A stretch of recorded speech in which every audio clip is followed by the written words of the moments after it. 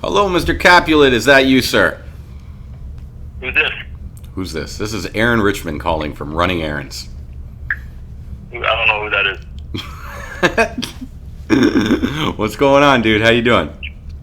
Good. Is that A.A. Ron? It's A.A. Ron, yes. Yo, A.A. Ron, man. I fucked with you. What's up?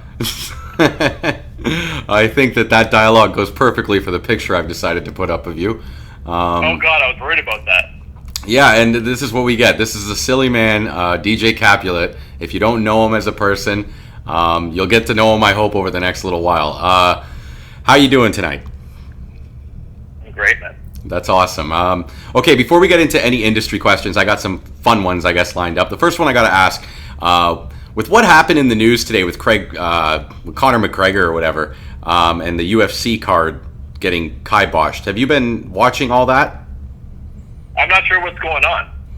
Okay. Did he get in a fight or got arrested or something?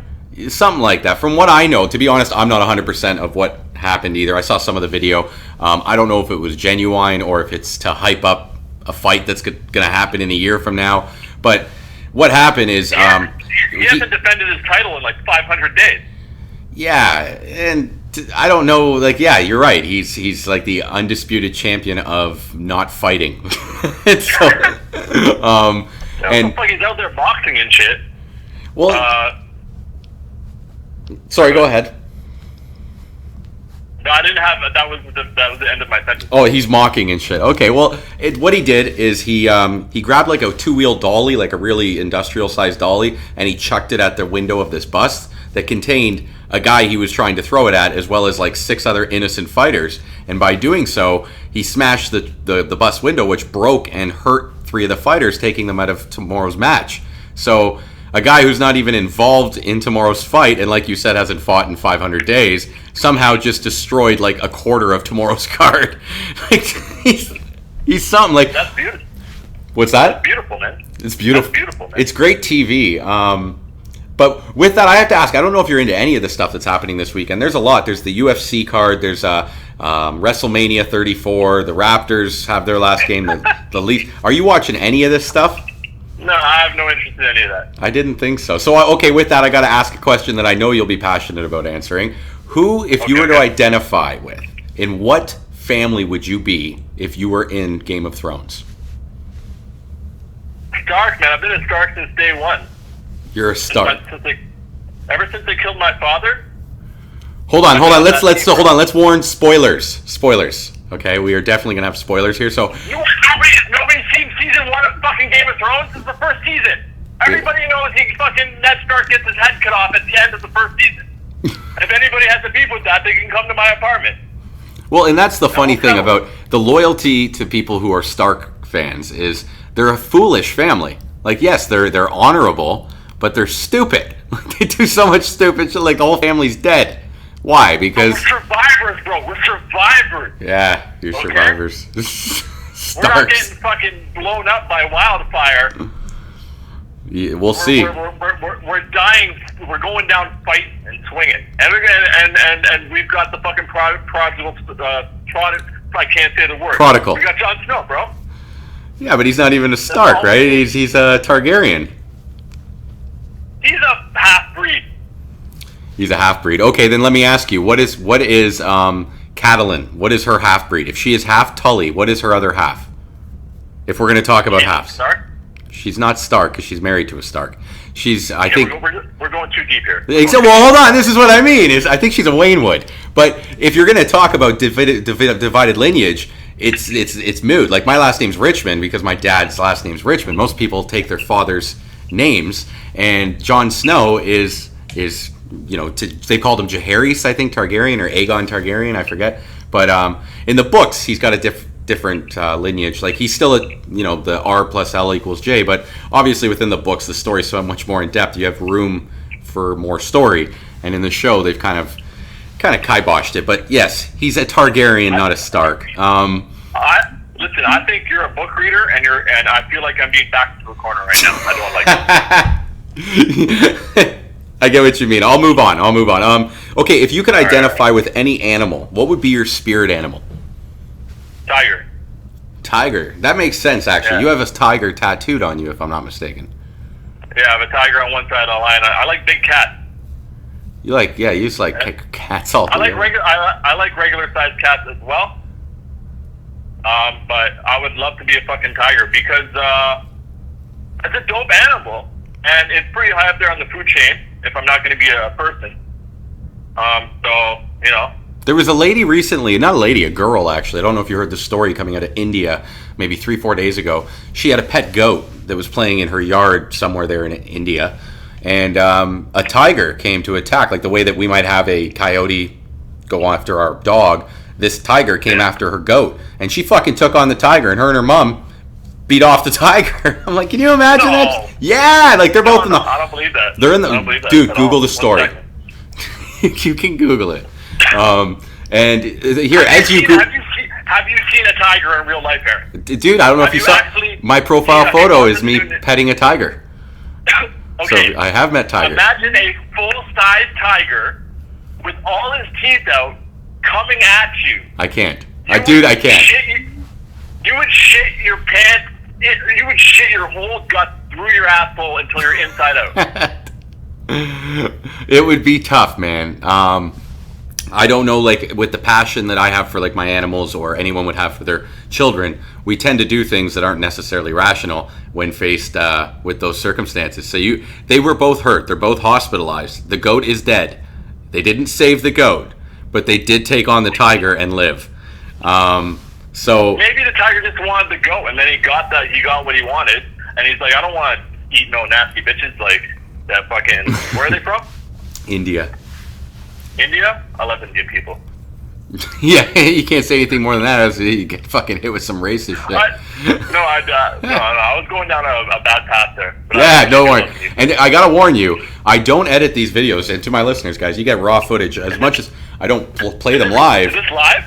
We're not broadcasting live, buddy, but I will release this live. Like, there's no editing. You know what I mean? Aaron, that is ill-advised.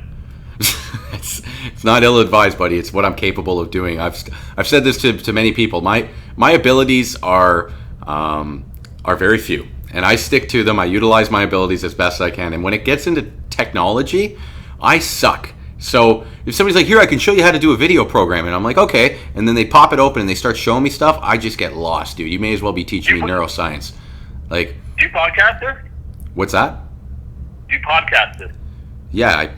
Are you asking me if I podcast this? Yeah. Oh, speaking fucking Chinese. Well, I didn't know to podcast was necessarily a verb in that sense. Like, I do broadcast this via sound and video over the internet. You can call it more of a vlog because I do both video.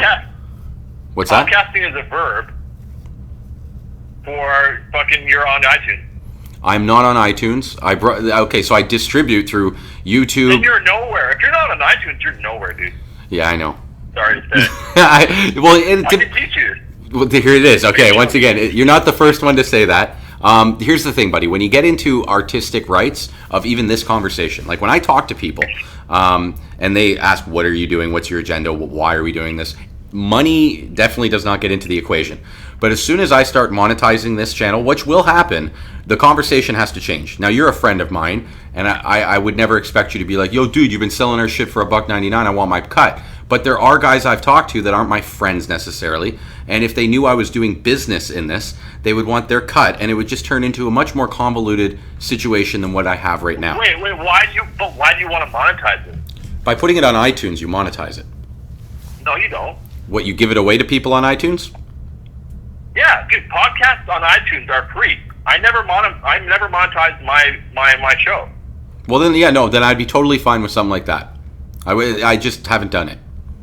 Monetizing a podcast means either you have ads, you do ads for people on your podcast, or you have to put on like Audible and get like a paid subscription. Well, I was actually looking at Patreon. Are you familiar with Patreon?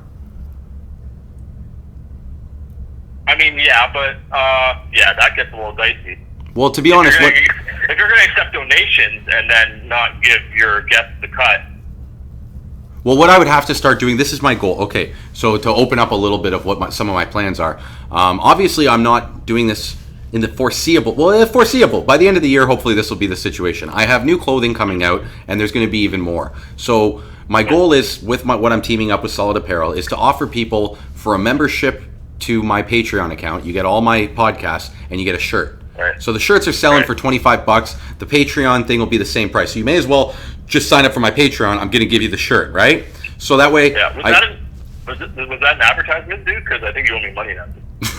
There you go. I'm plugging my own bit. That's kind of, yeah, dude, I'm doing it within. Flat rate, $50. You can talk to me for like an hour. That's not like a prostitute. 1 hour, bro. $15. $50. Yeah.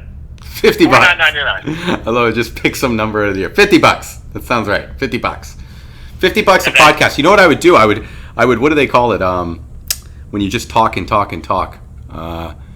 What is that term called? Anyways, I forget what it's called. They do it in politics all the time. And filibuster. I'd filibuster your ass. I would just leave the fucking camera on go and be like, okay, you said $50 a podcast. We're gonna be rolling for the next 48 hours. For an hour, I said $50 an hour. Oh, did you say per hour? Yep. Oh, then you got me there. All right, but with that, let's dive into the industry type questions. Do you remember your first rave experience? Yes. Fuck yeah. Who doesn't? Who doesn't? So let's hear about it. When was it? Where was it? What happened? Okay, I'm not lying. This is 100% the truth. My first rave was called First Contact.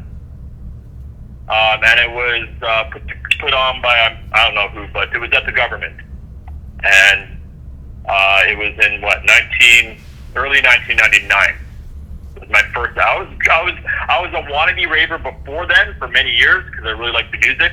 But that was the first time I went to a rave. I was like 19 or 18.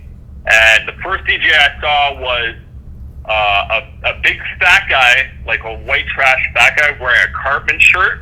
Did not look like a DJ. It looked like your uncle.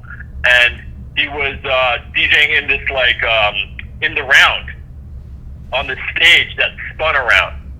Yeah, I know. In the middle of the gug. Mm-hmm. And that DJ was Dr. Trent. Rest in peace. He's Don Brains. Yeah, man. Okay. So then I walked into this room, and that's not the first time I heard jungle at all, but that's the first time I saw a jungle DJ or saw just the vibe and the culture of jungle, and it was Medicine Muffin. And the rest of the night, all I can describe the rest of the night is just like a nice, well-balanced, best night of my life. So no actual definite stories, nothing crazy bad happened to me. It's just, I don't know, it was my first rave experience. It was perfect. I did a little bit of this and a little bit of that and bonded with all the people and just enjoyed the experience. Like your first time having sex. What? Yeah. Were you there the first time I had sex? What? You said it was like the first time I had sex. No, not like your first time. Well, that's what you said, though. My first time. Like a first time that one would have sex. Okay, just want to make sure you weren't fucking there. Terrible mental image now, Aaron. You think that was bad for you? I was trying to picture where in the room you were. I was like, fuck, Dustin was there? Where was he? So anyways, that was my first rave experience. That's awesome, man, and it's coherent, so I like that. Hearing you describe Don Burns like that, I don't know. He's probably laughing wherever he is right now. Yeah. Amazing. He was an amazing DJ. He was an amazing person. I never got to meet him or talk to him, but just hearing the stories from everybody I've spoken to, it sounds like he did a lot for our scene and to get us to where we got to. And who knows where we could get tomorrow if we had a guy like him still around. He was one of the reasons. He was. Yeah. Okay, that kind of leads into the next question. Who inspired you to become a DJ? Who inspired me to become a DJ? Let me ask you. Hold on. Let me ask you this: was there ever a moment that you were staring at a performer, an entertainer, and you thought to yourself, "Fuck, I want to do that. I want to be that guy"? Capital J. Capital J. Okay. I think anybody that was that raved back then in like the 2000s or whatever. What do you call it when it's there's the 90s, 80s? What's the 2000s? You call it the 2000s? Millennium. The 20s. You call them the millennium. Here's the thing, like when you look back, the 20s. well, the zeros, when the turn of the century. When you look at like the zeros from 1901 to 1909, what do we call them? The turn of the century. The tens, you don't call them that. It's still the turn of the century. So really, it's not till you get the 20s, 30s, 40s, 50s that we refer to our centuries in that term.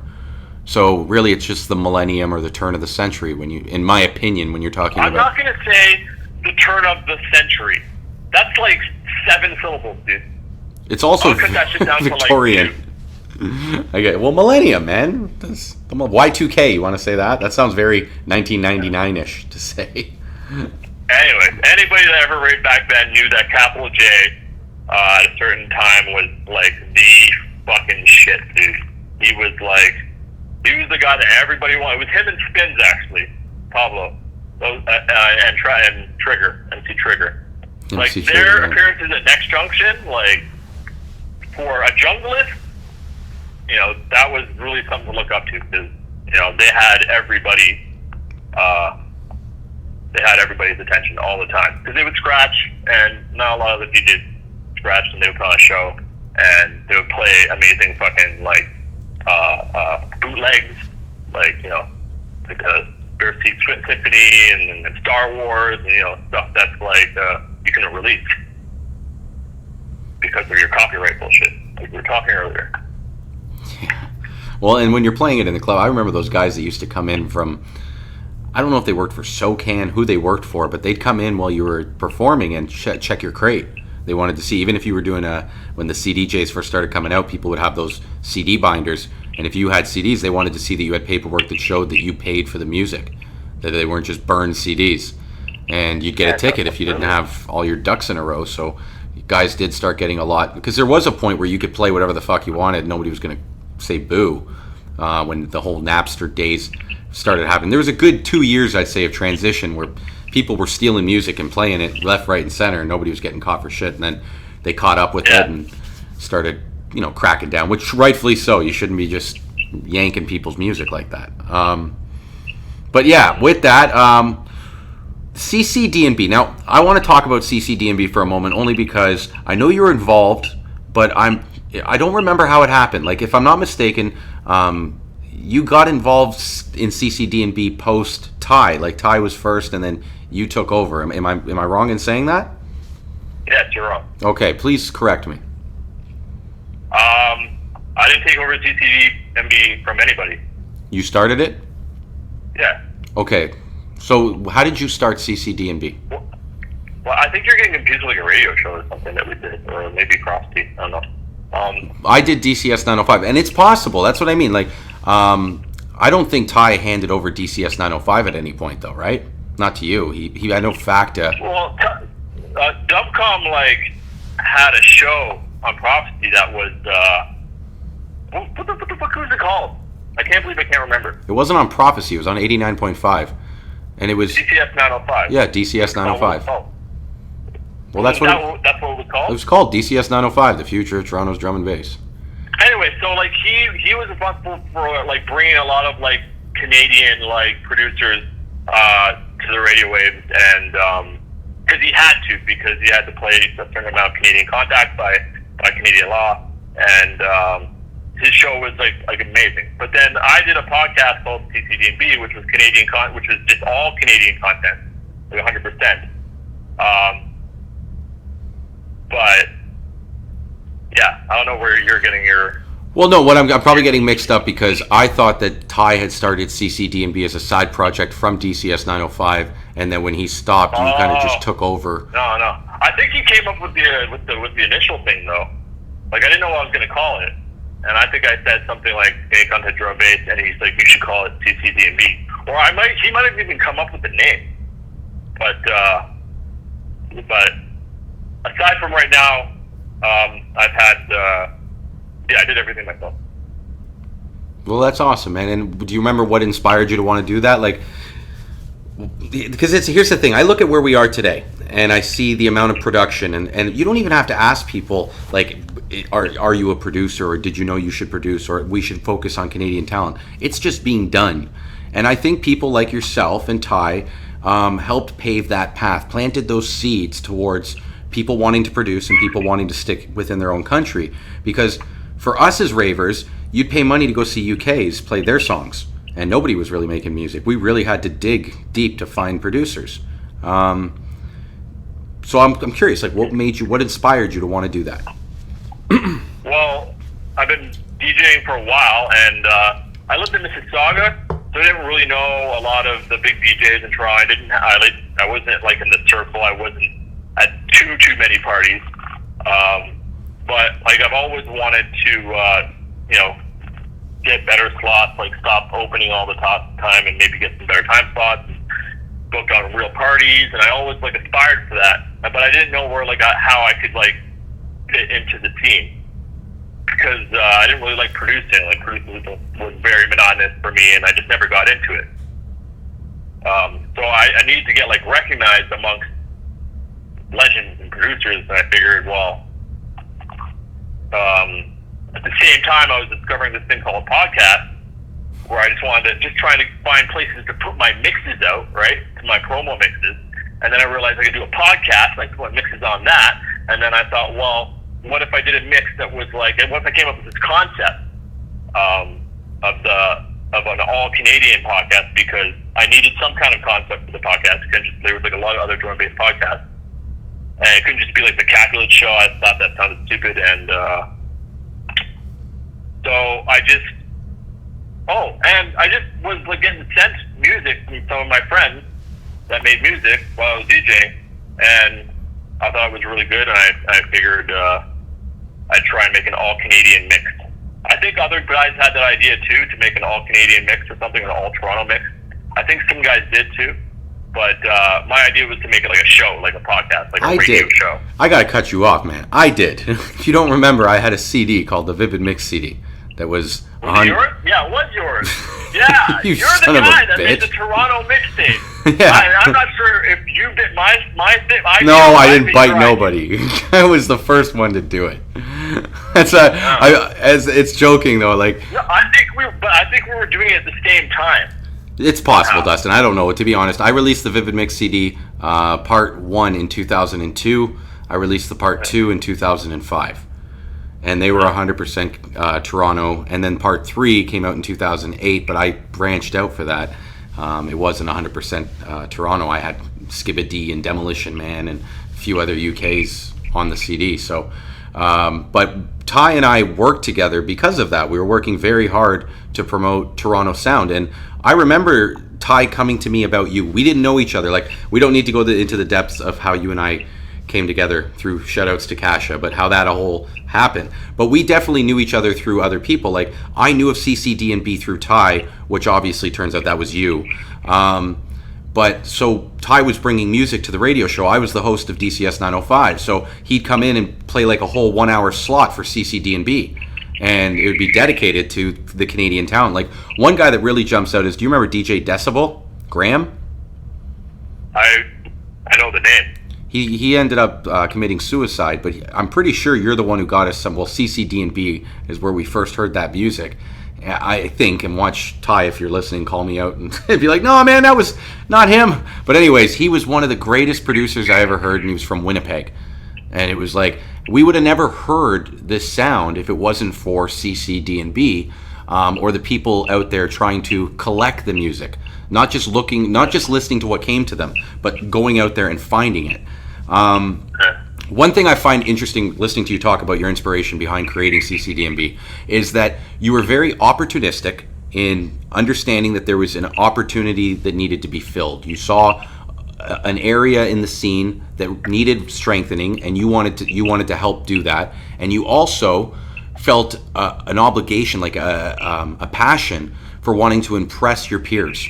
So you wanted to do something that would get you some sort of gratitude from the people around you. So you're like, well, what can I do using who I am to make this better?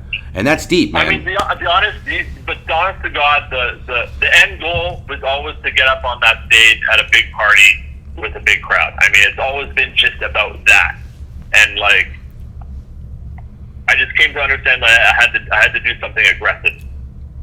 Because you're competing against like all guys, all of their top tier, like you can't be like, it's hard to sneak into a lineup with Mark Visionary, Ilfingers, Sniper, Ruckus, and then what? And then you? No. Why not? Right? I don't know them. They're not my friends. But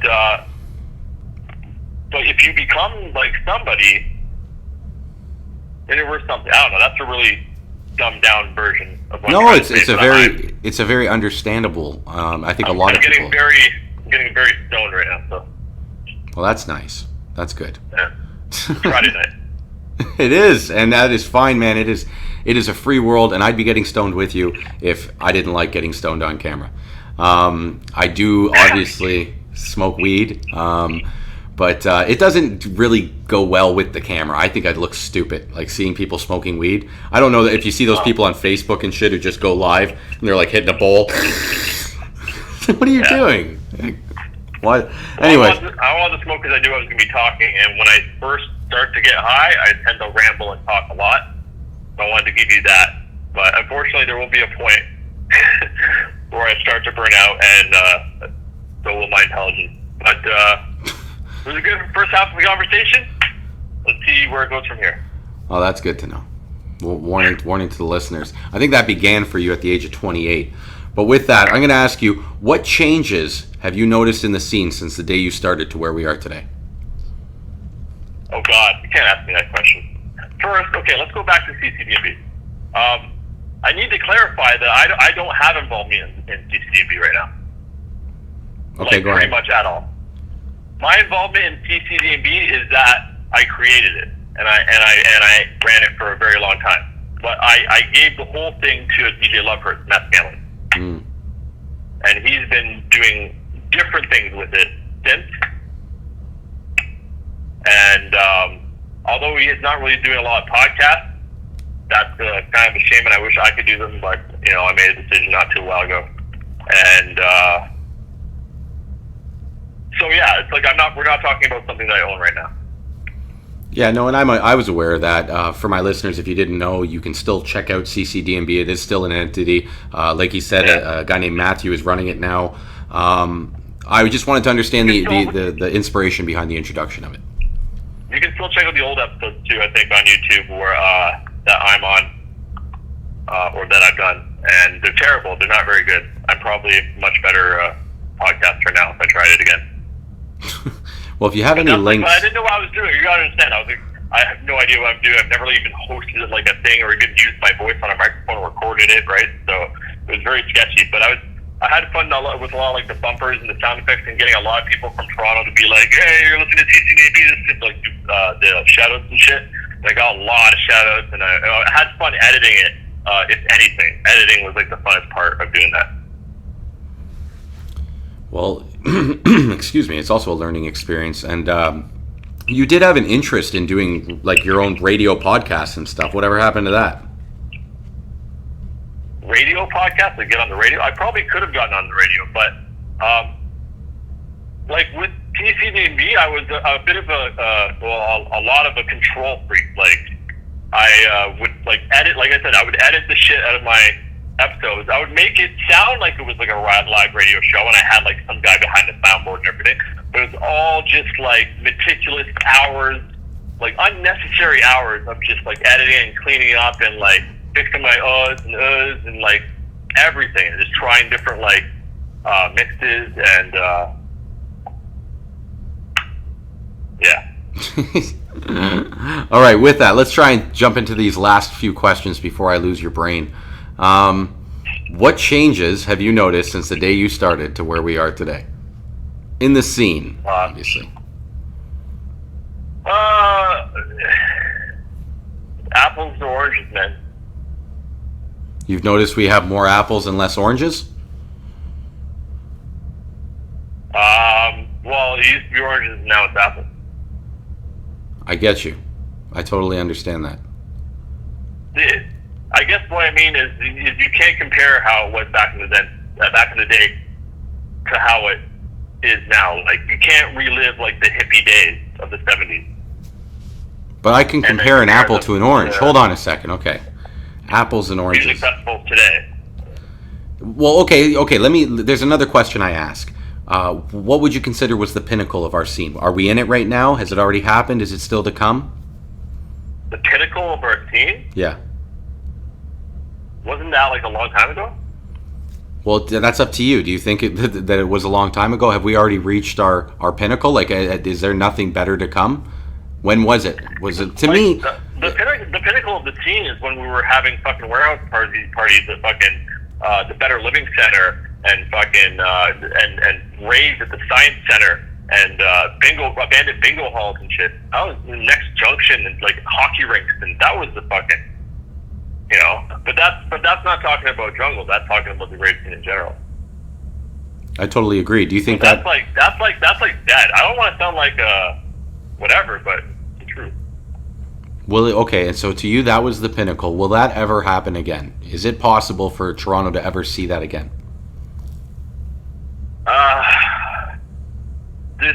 There's just too much money in it. They put money in it, and it got so, and like sponsors, and like so you can't do anything bad, and like it was just like it's. I don't think it's gonna. I'm sorry. I just don't think there's ever gonna be a party where everybody's just gonna be freely allowed to do ecstasy and crystal, and everybody thinks that's a good idea with what we know now, and be on that connected vibe with each other where everybody's high.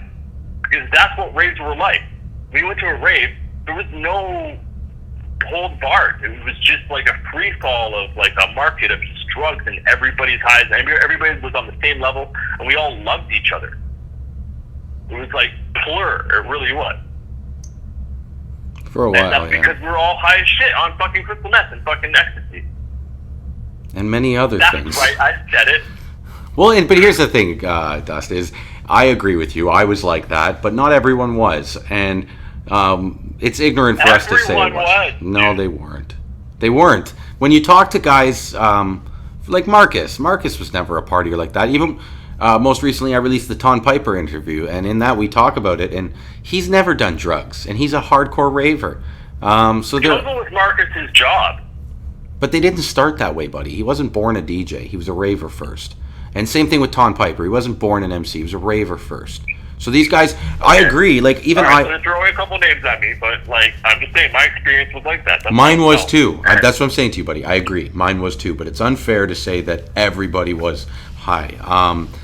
Even at iDance, that event, I brought it up in a few of these talks, saying it was supposed to be our chance to show the world that we weren't all drug addicts and that we were just having, we love the music. And we had this event at the government building, and like 75% of the people there were high as kites.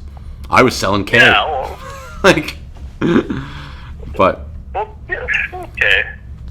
I mean, tell a kid to be responsible in a candy store. I don't know. Well, and I think that there's. Of course there was going to be drugs. Of course there was going to be high people there. What did we think? It was, I agree. All just not going to do drugs and be like, yeah, we're good. No, I mean, do you think the scene would have ever even happened without drugs? Yeah, I think it would have. It's an interesting question. Would the scene have ever happened without drugs? I don't think it would have ever grown. It's a concert. Yeah, okay, so here's the thing, Dust. You and I go to many concerts together. How often do we see people dropping ecstasy and doing crystal meth at a concert? No, everybody's sober at concerts because they're there for the music 100%. So, then what? That's a horrible comparison. Then why isn't the rave the same? Because that music, okay, I've heard a few people testify that they did not like electronic music until they did drugs. And drugs opened their mind to that sound. And, I used to like happy hardcore. You know happy hardcore? For those who are listening, it's like bing, bing, bing, it's like really intense, but like high-pitched singing voice. Girls. I always picture the Smurf song, that la la la la la la la la la la. I'm 100% Aaron. I'm convinced that the only reason I liked that music so much is because I was so high all the time. Yeah, that's probably true. When I was sharing, I was not high all the time. I just was at rate, like a normal person. It definitely unlocks something in you, and I will agree. But here's the thing: once again, people there's many who listen to electronic music, and it's their own drug. They're able to do that without the music or without the substance. But I agree, and it's not like I needed to be high after. It was that I heard it for the first time well high, and I had heard that music before and not been attracted to it. But now that I heard it with the right combination of LSD and mushrooms, it made sense, and it was like. That's what the rest of my life has been ever since. Like now the drugs are removed. I guess you could say the same thing about Pink Floyd. No, definitely you can. Yes, but I fell in love with Pink Floyd as a child before I did drugs. So I'm sure, like some of the bandmates, I bet you could say that though. We were talking today. I think electronic music it's for dance music, right? And it's for that environment of dancing and having fun, and the drug kind of just goes hand in hand with that. Yeah, drugs, I don't know, man. Drugs. Unpack this for me. Say that last part again. I said unpack this for me. It's like a thing people say now. Is it? I've never heard that one. Let's unpack this subject. Let's unpack this. Oh wow. This debate, this conversation. I forget what's the term that if you're a Seinfeld fan, there's something that one of George's girlfriends says to him once, and he doesn't like it. Can we change the subject? And he thinks that a subject should resolve itself on its own accord. That you should never say that. You don't say, can we change the subject? A subject finishes and you move on. You never end the subject. Yeah. Well, the subject is, would rave still exist without the drugs? That's the subject. I think that's an interesting question that we could talk for hours on, and I don't plan to. So let's move on to the next one. You've mentioned that we can hear your old sets, but where can I hear something from Kapulet today? Where can I hear you? Where can I see you? You can't. I'm gone. There's no more Kapulet? You're done? I exist, but I can't find any of my mixes online. Well, you have to make them. Hold on a second. You can't just Google your mixes and expect them to come up. You need to put them there. You do realize that aspect. It used to be like that. I had them everywhere before. I was like a freaking MySpace, ICQ, AOL, Messenger. What the fuck are you talking about? Like 1998? What the hell is it? It was on ICQ. Early SoundCloud. Netscape Navigator. I use SoundCloud a lot. Well, that's good. Shit's like gone now. Are you not making any new music? I don't produce music. I know you don't produce music. You're not making any new mixes. Mixes. Well, you know why I can't. You've got me baffled here. I know why you can't. Yeah. I have no idea why you can't. I don't have any equipment. Oh, well, that I'm aware of, but okay, you could still do things virtually, buddy. If you really wanted to put stuff together, you don't really need turntables these days. Get out of here. Get out of my face. I'm a fucking turntable DJ. That's what I'm good at. I hear you. And you can still play out if you wanted to, right? I'm a button pusher. That's why I can't DJ now. I don't produce. I'm not a button pusher. I'm a fucking vinyl DJ. So, I mean, I'm sure there's a niche for that, but I don't have any of my records organized, and I don't have any turntables. Well, that's a shame, buddy. Somebody said if you're feeling generous out there and you love to hear some more Kapulet, he is taking donations. We'll post his address below when we put this video up, so you can send your turntable donations. Mixers would be required as well, please, and a microphone. Okay, well, I'll just say it. My house was robbed. Yes, I remember that incident. I'll just put that out there, I guess. That was a horrible incident. That was. Do you want to talk about that for the next 20 minutes? No. We can dig deep into that one. What I will say is I do remember that sucked. No, we don't have to talk about that, buddy. But it did suck. That was a couple years ago, though, right? That wasn't recently. Yeah, let's just move on. Okay, with that, final question for you, dude. And this is my infamous vault question. If you've been listening to my show, you know this question. If you could put 5 items in a vault that would encapsulate our rave culture, what would those 5 items be? 5 items in a vault that will encapsulate our rave culture. Okay, the first item is most definitely a baby soother. The second item would be a multicolored beaded bracelet. Okay, the third item would be a baseball cap with stickers all the fuck over the bill. Okay, the fourth item would be a book, and the cover is like fun fur, and inside is just it's like we used to have books where we would sign each other's books, like a yearbook, I guess, but it's like a rave book. And the fifth thing would be wow, I gotta make this one count, right? That would encapsulate the rave culture. Okay, if you hold on, before you make the fifth thing count, I got to say about the things you said. They're great. They're great candy things. That is what it reminds me of. That baseball cap, I picture a piercing. Do you remember the kids used to put like earrings on their base? I forgot. Yeah, I should have added the piercing. Tons of piercings on that one too. And then when you said the fun fur book, I picture the furry pen as well. It's got to have the feathery furry pen. I wanted to get the fun fur in there too, so I added it with the book. And the pen. Well, you need a pen. I thought the pen was assumed. Well, but it's not just a regular pen. It's a furry pen. It's got to have the feathers and stuff. It's a fun fur pen. Dude, I remember one of the pens. People would have those bubble pens where you could unscrew the lid and it blow bubbles, or the ones that you turn them upside down and they had a bunch of like beads in them and they'd float through the water. And it was like, look at my pen. But okay, we've got 4 items. What's the 5th item for the vault? Okay, my 5th item, because I really have to pay homage to my Junglist brothers and sisters, is a flat top military hat, aka a crack hat. Yeah, of course. AKA, like, there's lots of names for that hat. You know the hat, the flat hat. Of course. I actually I was wearing a crack hat today, and I need a new one. I went to the flea market and asked the lady if they have crack hats, and she didn't know what I was talking about. And I Googled it to show her, like, I'm not the only idiot calling it this. Like, look, Google knows what I mean. They're crack hats. Yeah, like if I saw a girl wearing a crack hat, I would be attracted to it.